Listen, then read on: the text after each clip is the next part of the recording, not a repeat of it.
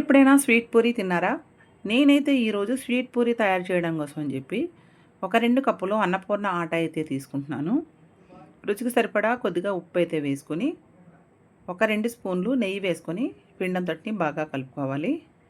ఇలా కలుపుకున్న తర్వాత పూరీలు మరింత స్మూత్‌గా రావాలంటే, నోట్లో వేసుకుంటే కరిగిపోయేలాగా రావాలంటే కొద్దిగా పాలు కూడా పోసుకుంటే బాగుంటుంది. నేనైతే ఒక చిన్న గ్లాస్ పాలైతే పోసుకొని ఈ పిండంతటిని కలుపుకుంటున్నాను. ఇలా కలుపుకొని కొద్ది కొద్దిగా వాటర్ అయితే పోసుకొని ఈ పిండంతటిని కూడా మెత్తగా బాగా స్మూత్గా అయ్యే వరకు పిండంతటిని కలుపుకోవాలి. ఇలా కలుపుకొని పిండంతటిని కలుపుకొని రెడీ చేసుకొని ఒక 15 నిమిషాల పాటు అయితే పక్కన పెట్టుకొని, స్వీట్ పూరికి కావాల్సిన పంచదార పాకాన్ని అయితే రెడీ చేసుకోవాలి కదా.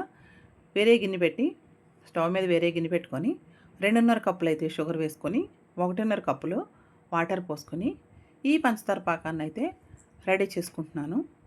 ముందుగా సిద్ధం చేసి పెట్టుకున్న పూరీ పిండితో పూరీలు అయితే ఇలా రెడీ చేసుకొని పక్కన పెట్టుకున్నాను. ఇప్పుడు పంచదార పాకం అయితే రెడీ అయిపోయింది. 2 ఇలాచీ కూడా వేసుకున్నాను. మరీ తీగ పాకం అయితే అవసరం లేదు. పంచదార పాకం పక్కన పెట్టుకొని ఇప్పుడు పొయ్యి మీద కళాయి పెట్టి ఆయిల్ పోసి, ఆయిల్ వేడెక్కిన తర్వాత ఈ పూరీలను అయితే వేయించుకుంటున్నాను. పూరీలు మరీ రెడ్ కలర్ వచ్చేలాగా వేగితే బాగుండదు. పూరీలు తీసిన వెంటనే వేడివేడిగా ఉన్నప్పుడే పంచదార పాకంలో అయితే వేసుకోవాలి. ఇలా వేసుకొని ఒక 5 మినిట్స్ పాటు పంచదార పాకం అంతా కొంచెం పీల్చుకుంటుంది. బాగా పీల్చుకున్న తర్వాత ఇలా తీసేసుకొని వేరే స్టోర్ చేసుకోవాలి.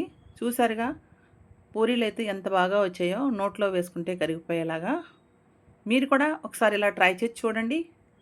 నచ్చితే లైక్ చేయండి, షేర్ చేయండి.